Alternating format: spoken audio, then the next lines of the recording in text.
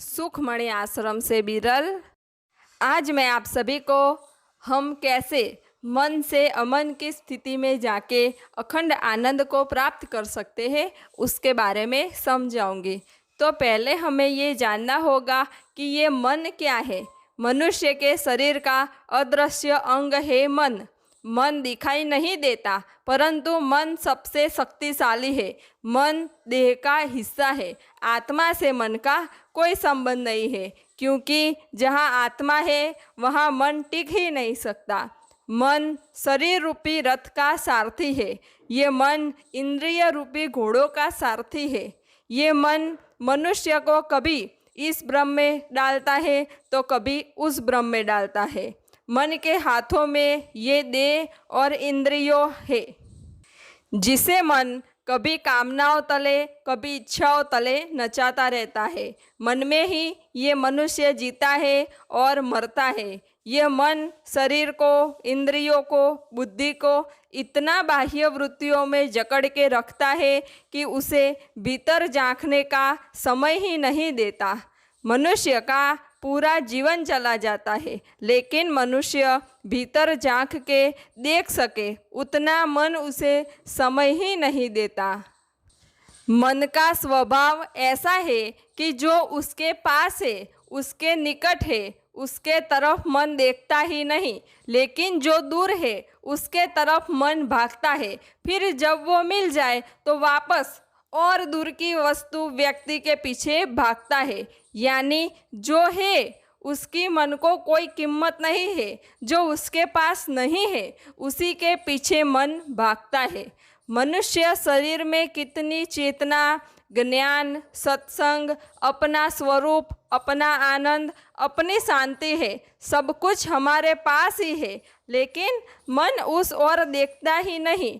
मन तो बाहर की ओर देखता है कि मेरे पास घर नहीं है, घर चाहिए। मेरे पास गाड़ी नहीं है, गाड़ी चाहिए। मेरे पास पैसे कम है, मुझे और पैसे चाहिए।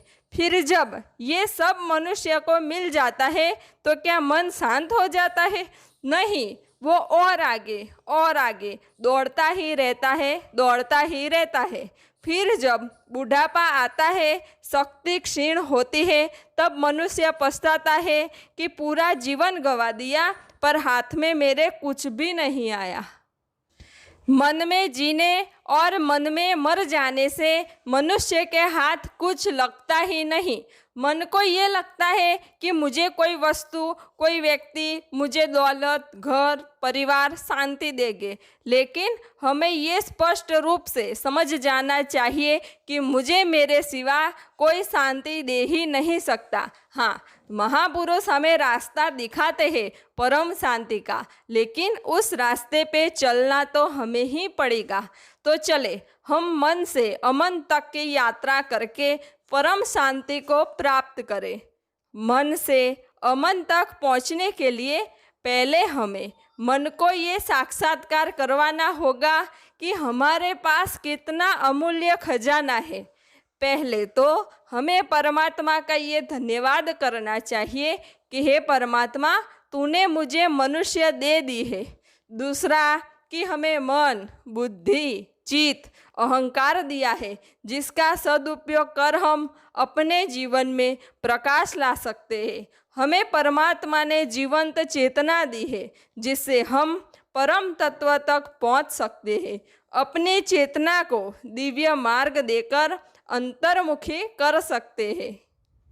हमें परमात्मा को धन्यवाद देना चाहिए कि परमात्मा ने हमें इतनी क्षमता दी है कि हम नर से नारायण बन सके, मनुष्य से देव बन सके। तो जैसे ही हमें ये साक्षात्कार होगा कि हमारे पास तो कितना अमूल्य खजाना है, तो तभी ही मन बाहर भटकना बंद कर देगा और भीतर मुड़ेगा।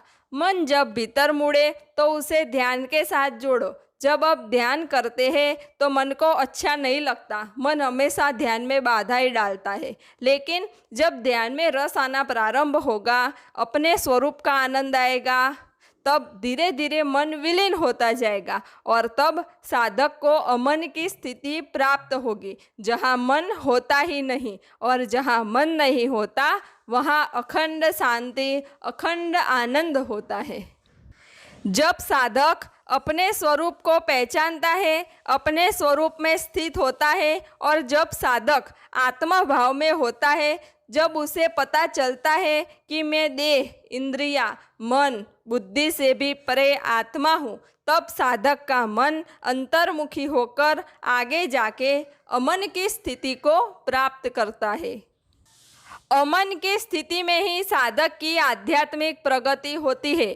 इसलिए जैसे हमारे घर में कीमती जवेरात होते हैं तो हम क्या करते हैं, उसे बैंक के लॉकर में रख के आते हैं जिससे उस जवेरात की चोरी ना हो जाए। वैसे ही हमें हमारे मन को जीवंत सद्गुरु के चरणों में रखना चाहिए। हमें हमारा मन सद्गुरु को ही दे देना चाहिए ताकि हमारा मन सदा भजन में रहे, सदा अंतर्मुखी रहे, बाह्य वृत्तियाँ मन की चोरी करके उसे बाहर की ओर न ले जाए। इसलिए सबसे सुरक्षित जगह मन की सद्गुरु के चरण ही है। जब हम जीवंत सद्गुरु के सानिध्य में जाते हैं तो सद्गुरु हमारे मन में जो भी भेद, भ्रमणा, भय, भ्रांति होती है उसे अपने शब्द से तोड़ देते हैं और जब हमारे मन से सारे द्वंद्व निकल जाते हैं तो हम हमारे भीतर शांति का अनुभव करते हैं। यानी सद्गुरु के सानिध्य में जब साधक जाते हैं तो साधक की चेतना अंतर्मुखी होती है, साधक को चैतन्य की अनुभूति होती है, अपने आत्म स्वरूप की अनुभूति होती है, जिससे वो सद्गुरु के सानिध्य में अमन की स्थिति प्राप्त करके अखंड आनंद का अनुभव करता है। जीवंत सद्गुरु के सानिध्य में साधक को सहजता से ही अमन की स्थिति प्राप्त होती है, लेकिन हमें आत्मनिर्भर होके ये स्थिति को प्राप्त करना है जिससे हम जब चाहे तब अमन की स्थिति में अखंड आनंद की अनुभूति कर सकते हैं।